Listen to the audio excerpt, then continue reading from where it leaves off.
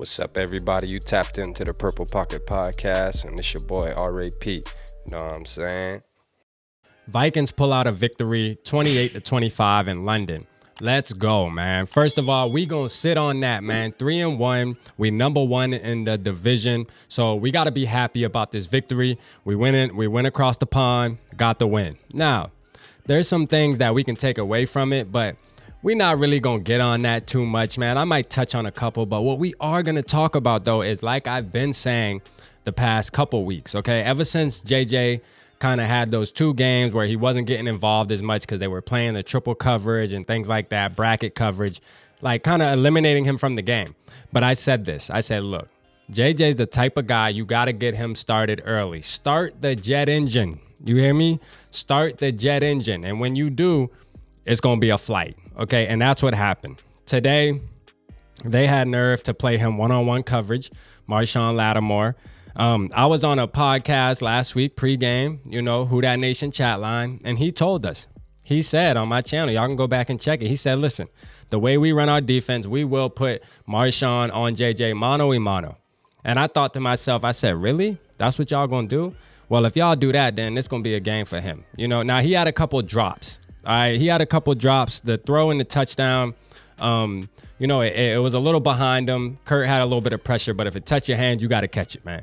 Especially when you somebody like JJ. It was a catchable ball. Yeah, it might have been behind you, but it was a catchable ball. All right, then you had a drop on the sideline. Again, jumping, letting it come to your chest. You should have extended and caught the ball. You should have extended your hands and caught the ball, not let it come to your body.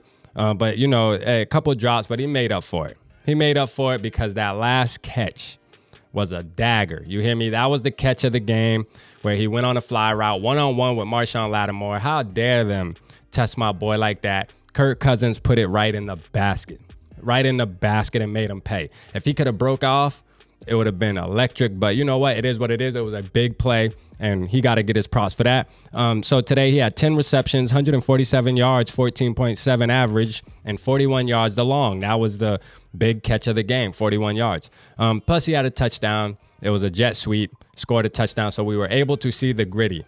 Now, we didn't see any soccer slide, man. I didn't get my wish, but it's okay, man. I'll take the gritty. You know what I'm saying? I'll take the gritty. I'm happy about this. Getting Justin Jefferson back into the flow.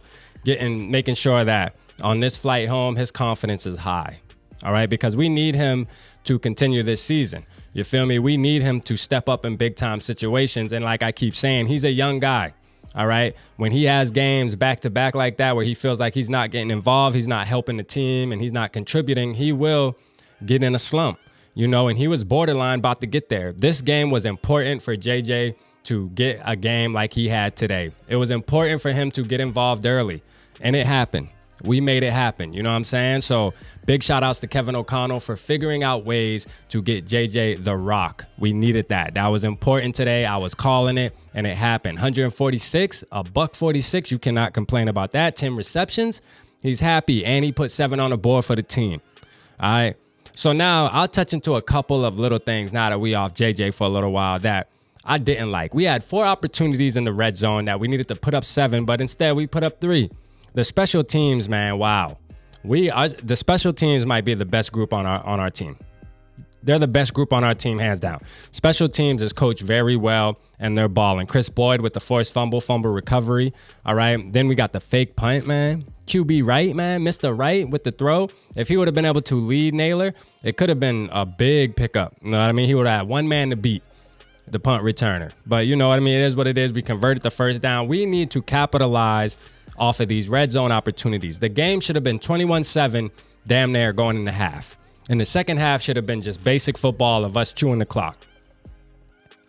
But instead, we make it hard on ourselves. We make it hard on ourselves, man. We even though we won, we still got to know as Vikings fans that there's some things we need to change. We should be a high-powered offense. If we get in the red zone, 10-yard line, 15-yard line, shit, even the 20-yard line, just the red zone, we should be able to have a good percentage chance of putting up a touchdown, man. We got JJ, Thielen, Cook.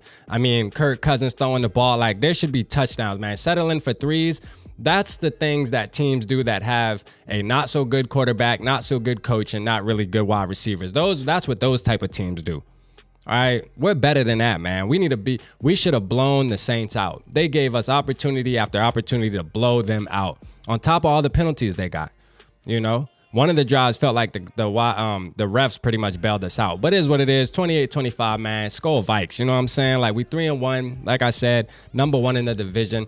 Let's get it. Now we got to go into, we're playing the Chicago Bears, winnable game again. And we're going to touch on that this week coming up, man. Winnable game.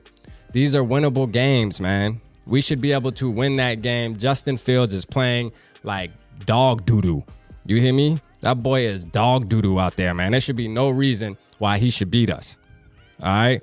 But Greg Joseph, good field goal, man. You missed the extra point. When he missed that extra point, I was like, yo, come on. Don't do this to me, man. Why the Vikings got to do this to me? But he bounced back, hit a field goal to pretty much seal the deal. Got to give him his props, man. Shout out Greg Joseph. But obviously, player of the game, J.J. Jefferson, man. Hey, but, one more thing before I get out of here. Cameron Dantzler, come on, man. Great game. But, damn, you should have got that pick. Then you had that big pass breakup at the end of the game, too, with Chris Olave going down the sideline, man, and you had that good pass breakup. I told y'all, quit playing with my boy Cam, man. He liked that for real. Plus, he had a couple good tackles. He had a good tackle behind the line that pretty much stalled the play.